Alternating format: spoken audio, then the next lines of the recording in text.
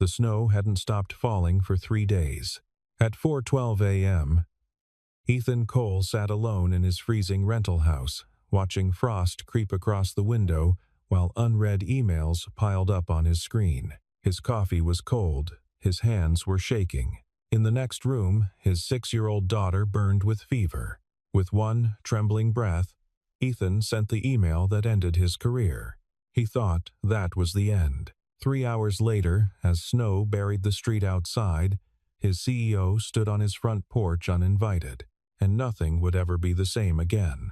Denver at 4 in the morning looked like the end of the world. Ethan Cole pressed his forehead against the icy window, watching the snow fall in sheets so thick he couldn't see the streetlight across the road. Behind him, his laptop screen cast a sickly blue glow across the cramped living room. The heating had clicked off an hour ago again, and his breath came out in small clouds. The coffee in his mug had gone cold 2 hours earlier. He hadn't noticed. On the screen, red notification after red notification climbed into triple digits. System alerts. Database warnings. Angry emails from Victoria Blackwood, CEO of Datacrest Technologies, each subject line more aggressive than the last. Critical. Production server down. Where are you? Final warning. Board meeting in 4 hours. Ethan's hands hovered over the keyboard. He knew the fix, knew exactly which line of code had failed, which backup protocol hadn't triggered. He'd built that system from the ground up 3 years ago, back when his wife Sarah was still alive, back when he still believed he could balance everything, back when Mia didn't spend every night asking why Daddy was never home. From the bedroom down the hall came a wet, hacking cough that made his stomach twist. He'd given Mia the last dose of children's ibuprofen at midnight. Her fever had been 103.4. Now it was almost dawn, and he had no idea if it had broken or climbed higher. The phone on the table buzzed. Another call from Victoria's direct line. The 4th one tonight. He let it ring out. Ethan rubbed his eyes until he saw stars. The numbers on the screen blurred together. Server uptime percentages. Response codes. Revenue lost per minute of downtime. Datacrest processed financial transactions for 43 major banking institutions. Every second the system stayed offline cost the company thousands of dollars. Every minute edged them closer to breach of contract penalties. And Ethan was the only person alive who could fix it in under an hour. His laptop camera light blinked green. Someone was trying to video call him. He closed the window without answering. 3 years. That's how long it had been since Sarah died, giving birth to the son who'd only lived 6 days. 3 years since Ethan became the sole parent to a 3-year-old who didn't understand why mommy wasn't coming home. 3 years of 60-hour work weeks, daycare pickups at 6:59 p.m. when they closed at 7. Dinners from cardboard boxes. Bedtime stories cut short by emergency pages. 3 years of Mia asking, "Daddy, do you have to work tonight?" 3 years of saying yes. Another cough rattled from the bedroom. Deeper this time. Wet. Ethan's hands started shaking. He pushed back from the desk, chair legs scraping against cheap linoleum. The hallway was dark and cold. Mia's door stood half open, the nightlight casting long shadows across her walls. She'd kicked off the blankets again. Her small body curled into a tight ball, shivering. Her lips looked blue. Ethan's heart stopped. He crossed the room in 2 strides, pressed his palm to her forehead. Burning. Still burning. Maybe hotter than before. Her breath came in shallow gasps, each one whistling slightly. "Daddy?" Her eyes fluttered open, glassy and unfocused. "I know, baby." He pulled the blankets back up, tucked them around her shoulders. "I'm right here. Is it morning?" "Almost. Do you have to go to work?" The question hung in the freezing air between them. From the living room came the harsh buzz of another incoming call. Another emergency. Another crisis only he could solve. Ethan looked down at his daughter's face. 6 years old. The spitting image of her mother. Sick, scared, alone. Always alone. No, he whispered.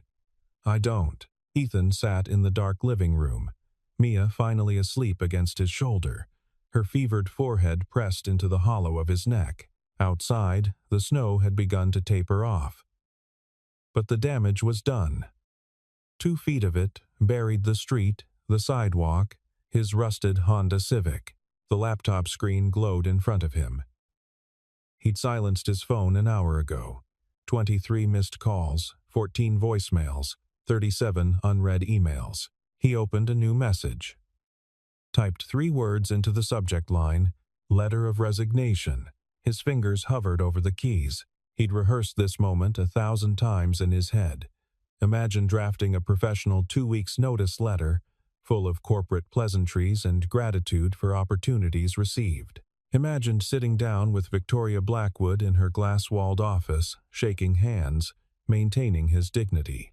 But that was before Mia's fever spiked, before he realized he'd missed her school play last week, before he found himself explaining to a 6-year-old why Daddy couldn't read bedtime stories anymore because emergencies never sleep. Ethan began to type. Victoria, effective immediately, I resign from Datacrest Technologies. I will not be providing 2 weeks' notice. I will not be fixing tonight's server failure. I will not be answering any further calls or emails. For 3 years, I've given this company everything. Every late night, every weekend, every moment I should have spent with my daughter. And for what? So you could threaten me when I dare to prioritize her health over your board meeting? My daughter is sick. She's 6 years old, and she's burning up with fever. And I'm done choosing server uptime over her welfare. Find someone else to be your machine. Ethan Cole. He read it once, didn't edit. Added the entire HR department to CC, added the board of directors, added every executive who'd ever sent him a 2 a.m. Slack message. His cursor hovered over the send button. This was career suicide. He'd be blacklisted from every tech company in Denver. 3 years of work, of building reputation, of proving himself after Sarah died, all of it gone in one email. Mia stirred against his shoulder, mumbled something in her sleep. Her forehead still burned against his skin. Ethan clicked send. The whoosh sound felt like jumping off a cliff. He closed the laptop, unplugged his phone, carried Mia back to her bedroom and tucked her in properly this time, with 3 blankets and her stuffed elephant pressed into her arms. He checked her temperature again, 102.8. Still high, but lower than before. Progress. Ethan returned to the living room and stood at the window. The snow had stopped completely now. The street lay buried under white silence. No cars, no movement, just the soft orange glow of streetlights reflecting off untouched drifts. For the first time in 3 years, his phone wasn't ringing. For the first time in 3 years, no one needed him to fix anything. For the first time in 3 years, Ethan Cole went to sleep without setting an alarm. The pounding on the door started at 7:43 a.m. Ethan jerked awake on the couch, disoriented. Sunlight streamed through the frost-covered windows. His neck ached from the awkward angle he'd been sleeping at. The knocking came again, urgent, insistent, the kind of sound that said, "This is not going away." He stumbled to his feet, checking Mia's room first. Still asleep, temperature down to 100.2. He pulled her door closed and moved toward the front of the house. Through the frosted glass panel, he could make out a silhouette. Tall, expensive coat.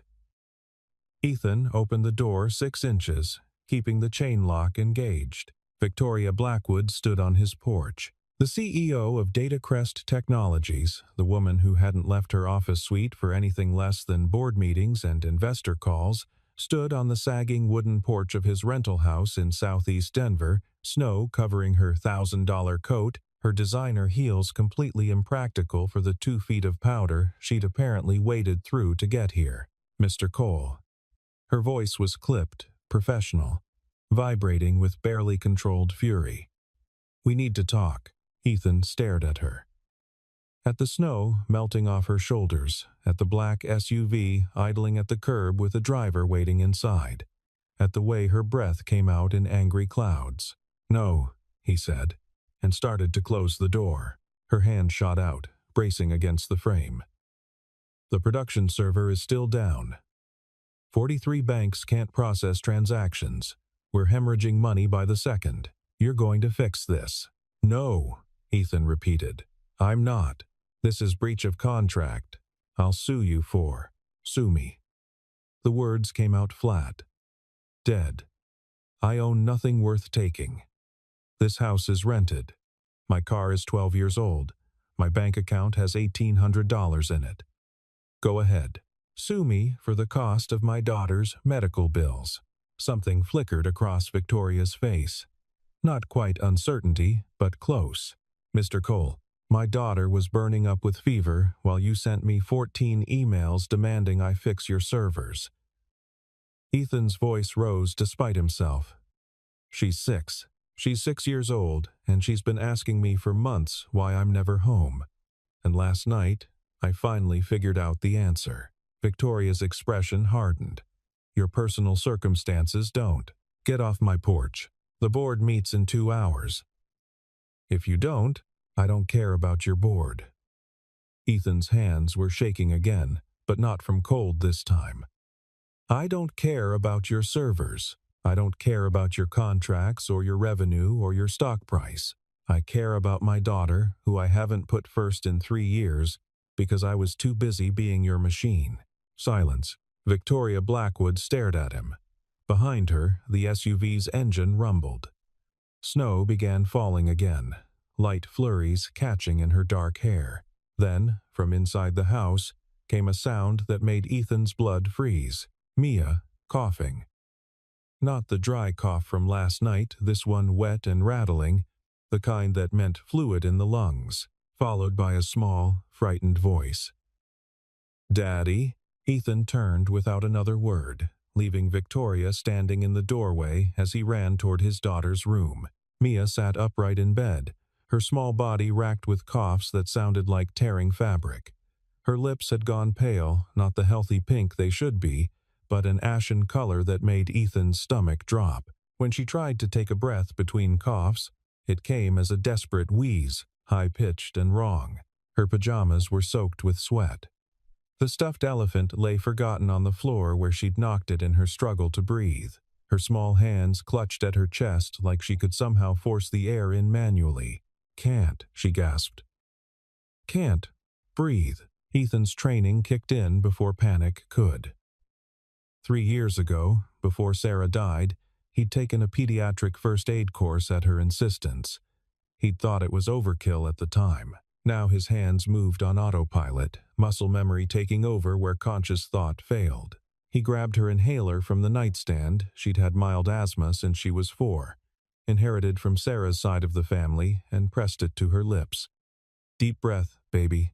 Come on, look at me. Deep breath with Daddy." He demonstrated, exaggerating the motion, trying to get her to mirror him. She couldn't. Her chest heaved uselessly, ribs standing out stark against thin skin as her body fought for oxygen it couldn't get. The inhaler did nothing.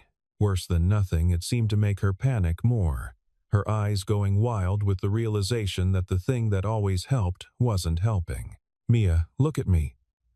He cupped her face in his hands, forcing himself to stay calm even as terror clawed at his throat. "Look at Daddy. We're going to count together, okay?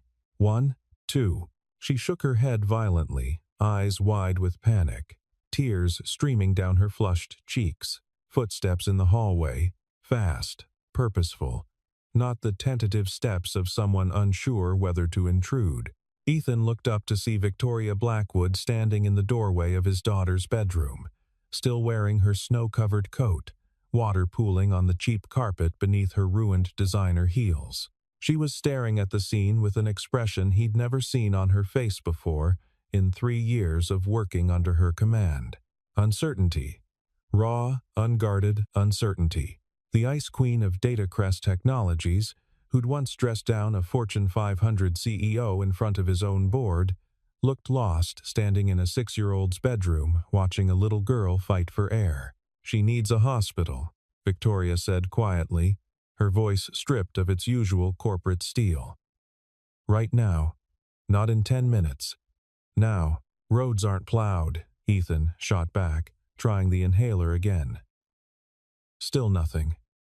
Mia's breathing was getting worse. I can't drive in this. I have an SUV. Driver knows snow. Victoria pulled out her phone. I'll call ahead to Presbyterian. They'll be ready. Ethan stared at her. This was Victoria Blackwood, the woman who'd once made a senior engineer cry in a meeting, who'd fired 3 directors in one day, who ran Datacrest like a military operation with zero tolerance for weakness, and she was offering to help. Mia coughed again, this time bringing up phlegm tinged with pink. Decision made. Go, Ethan said. Start the car. Victoria was already moving, phone to her ear, barking orders at someone on the other end as she disappeared down the hallway. Ethan wrapped Mia in her blankets, grabbed her elephant, and carried her through the house. She'd stopped trying to breathe normally now, just taking short, desperate sips of air. Her fingers dug into his shirt. The SUV's back door stood open. Victoria sat in the front passenger seat, still on the phone. Ethan climbed in with Mia, and the driver, a gray-haired man with steady hands, pulled away from the curb before the door fully closed. Pediatric ER is waiting, Victoria said without turning around. ETA, 12 minutes. The SUV navigated the snow-choked streets with practiced ease. Ethan held Mia against his chest, counting her breaths. 12 per minute, then 10, then 8. Victoria's phone buzzed. She glanced at the screen, and her jaw tightened. The board meeting starts in 90 minutes. They're demanding answers. Then tell them, Ethan started. I'm telling them nothing. She silenced the phone and dropped it in her purse. They can wait. Ethan looked at the back of her head, stunned. Mia's breathing hitched. Stopped. Ethan's world narrowed to a pinpoint. Breathe, he whispered. 2 seconds. 3. 4. Then a gasping inhale, wet and horrible, but air. How much longer? Ethan's voice cracked. 4 minutes, the driver said calmly.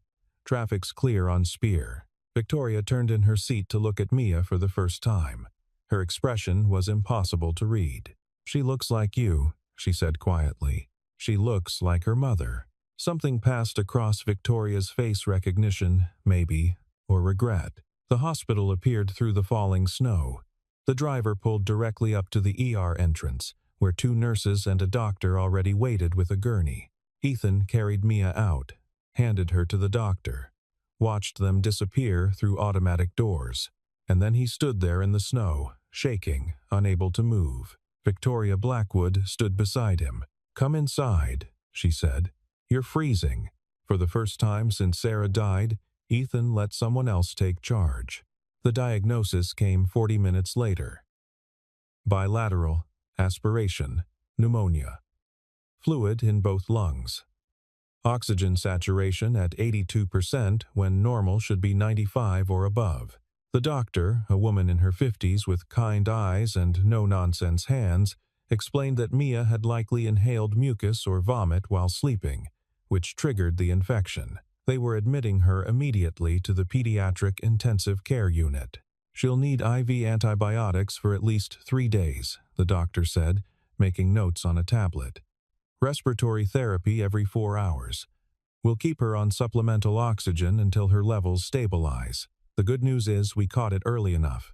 Kids this age, their lungs are resilient. Should. The word hung in the air like a threat. Ethan sat in a plastic chair in the pediatric wing, staring at nothing. Victoria had disappeared somewhere he hadn't noticed when. Hospital sounds filtered through his consciousness without meaning. Beeping monitors. Hushed conversations. The squeak of rubber soles on linoleum. His phone buzzed in his pocket. He'd forgotten he had it. 49 missed calls. 63 unread emails. His finger hovered over the power button to turn it off again. Then he saw the email subject lines. Not from HR. Not from Victoria. From the board of directors. From banks. from regulatory agencies. Emergency. Federal investigation opened. Suspicious system access patterns. Urgent. Embedded malware detected. Ethan's blood went cold. This wasn't just a server failure. Someone had sabotaged the system. And from the timestamps on the malicious code execution, it had happened during his shift while he was home with Mia. His access credentials, his security clearance, his digital signature all over the breach. He scrolled through the forensic logs, hands shaking for a different reason now. The attack was sophisticated. Targeted. Someone had used his VPN token to bypass every security layer he'd built, but Ethan had been offline for hours. His VPN had been disconnected since he sent the resignation email, which meant someone else had access to his credentials. Someone inside Datacrest. "Mr. Cole?" He looked up. Victoria stood there holding 2 cups of terrible hospital coffee. She looked different somehow, smaller, the armor of corporate authority stripped away by fluorescent lights and pediatric waiting rooms. "Your daughter's stable," she said. "They've got her on oxygen. The doctor says she'll recover fully with antibiotics and rest." Relief hit him like a physical blow. He had to grip the armrests to stay upright. Victoria sat down beside him, holding out one of the coffees. "They're letting you see her in 10 minutes. Ethan took the coffee without drinking it. "Someone framed me." "What?" He showed her his phone. The forensic logs. The timeline that proved he couldn't have executed the attack. Victoria's expression went from confusion to understanding to fury in the space of 3 heartbeats. "Who has access to your credentials?" "No one. They're biometrically locked." "Then how? Unless someone cloned my security token." Ethan's mind raced through the possibilities, which would require physical access to my workstation and administrative privileges to bypass the encryption. Victoria pulled out her own phone, started scrolling through access logs. Her jaw clenched tighter with each swipe. "Richard Hale," she said finally, "senior board member. He accessed the server room last night at 2:47 a.m. Ethan knew the name. Hale had been pushing for months to outsource Datacrest's security to a firm run by his nephew. "He's trying to get you fired," Ethan said slowly. "No, he's trying to get you replaced. If the board thinks you can't handle a security breach, they'll vote you out and pin it on you in the process." Victoria stood abruptly. "That's why he wanted the board meeting moved up. He needs to present the evidence before anyone can verify the timeline." "The meeting." Ethan checked his watch. "When does it start?" 20 minutes ago." They stared at each other. A nurse appeared in the doorway. "Mr. Cole?" "Your daughter's asking for you."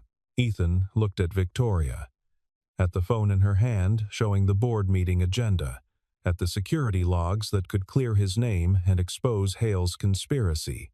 Then he looked at the nurse. "Go," Victoria said quietly. "I'll handle the board. They'll destroy you without proof. Then we get proof." She held out her hand. "I need your phone. And your access codes." Ethan hesitated.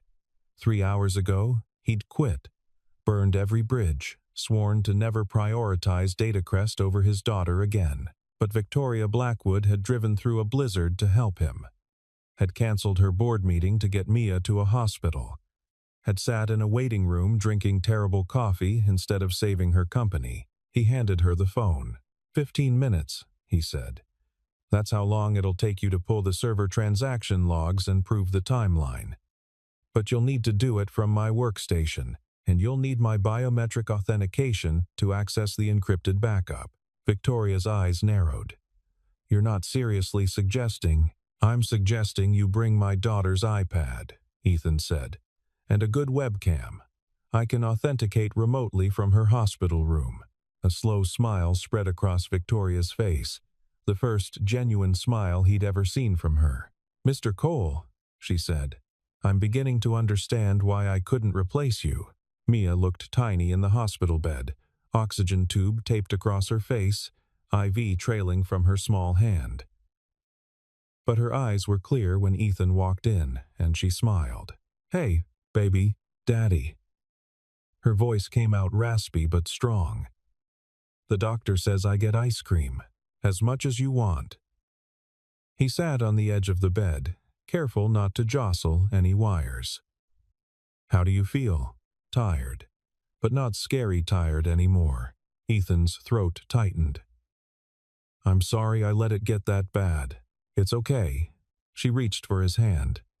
"You came." The words hit harder than any resignation letter ever could. His phone buzzed.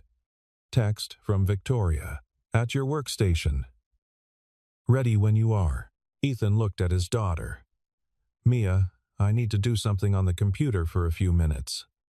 Is that okay?" She nodded sleepily. "Are you fixing something?" "Yeah. But I'm not leaving you. I'm staying right here. Promise?" "Promise." He set up the iPad on the bedside table, angling it so he could see Mia and the screen simultaneously. Opened the secure connection to his workstation. Victoria's face appeared on screen, harsh fluorescent lighting making her look exhausted. Behind her, Ethan could see his empty cubicle. "The board meeting's in full swing," she said quietly. "Hale is presenting his case. He's got fabricated evidence that makes you look guilty and me look incompetent. How long until they vote?" 10 minutes. Maybe less. Ethan positioned his face in front of the iPad's camera. The biometric scanner activated, reading his retina pattern. Green light. Access granted. "Walk me through," Victoria said. "What am I looking for?" For the next 8 minutes, Ethan guided her through the encrypted backup system he'd built. Layer after layer of security protocols, each one requiring his verbal authorization and biometric confirmation. Victoria's fingers flew across the keyboard, following his instructions with the precision of someone who'd built companies from nothing. Transaction logs appeared on screen. Timestamps. Access patterns. And there it was. Richard Hale's credential signature, accessing Ethan's VPN token at 2:51 a.m. Copying the encryption keys. Executing the malware injection at 3:14 a.m., exactly when Ethan's own access logs showed he'd been offline for 2 hours. "Got it," Victoria breathed. "Irrefutable proof. Time-stamped. Authenticated. He's done. Daddy?" Mia's voice, small and sleepy. Ethan turned away from the screen. "Yeah, baby? Is that the lady from our house?" On the iPad screen, Victoria Blackwood froze. "Yeah," Ethan said. "This is Victoria. She helped us get to the hospital." Mia waved weakly at the camera. "Thank you." Something cracked in Victoria's expression. Not the Ice Queen of Datacrest Technologies. Just a woman who'd maybe forgotten what it felt like to help someone without expecting anything in return. "You're welcome," she said softly. Victoria. Ethan caught her attention before she could disconnect. "Make them pay," she smiled. Cold, sharp. Exactly the expression he remembered from every board meeting he'd ever observed from the back of the room. "Oh, I intend to." The screen went dark. Ethan turned back to Mia, who was already drifting back to sleep, one hand still holding his. For the first time in 3 years, he'd chosen her first, and somehow, impossibly, it had been enough. The house was different now. Warmer. Not just because Ethan had finally fixed the temperamental heating system, though he had, along with the leaky faucet in the bathroom and the loose floorboard in the hallway that Mia always tripped over. But the real warmth came from something less tangible. It felt lived in now, like a home instead of a place where he occasionally slept between emergencies and crisis calls.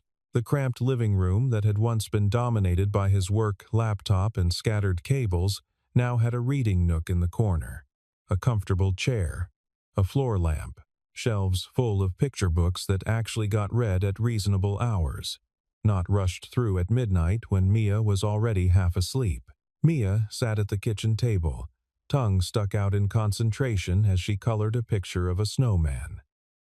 Summer sunshine poured through the windows.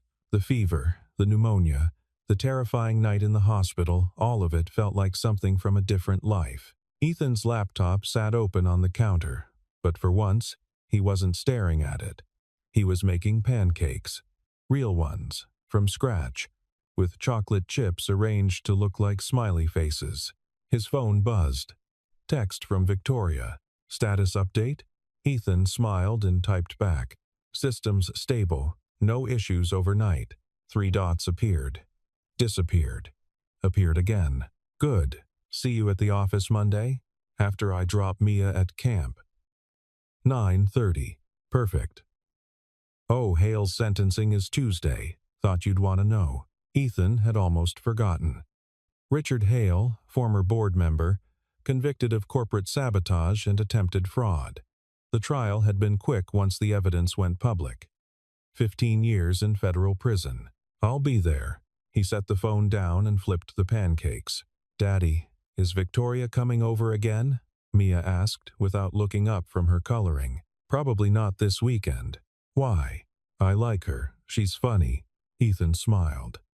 Victoria Blackwood, Ice Queen of Datacrest Technologies, described as funny by a 6-year-old.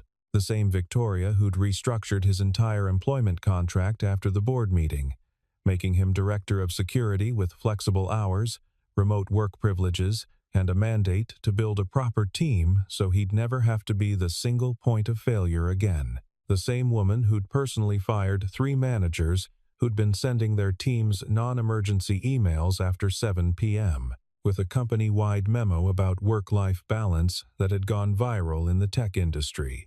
The same Victoria who'd shown up at Mia's hospital room 3 days after the pneumonia diagnosis with a stuffed elephant twice the size of the original, and who'd somehow ended up staying for 2 hours, reading picture books in a corner chair, while Mia dozed and Ethan answered emails.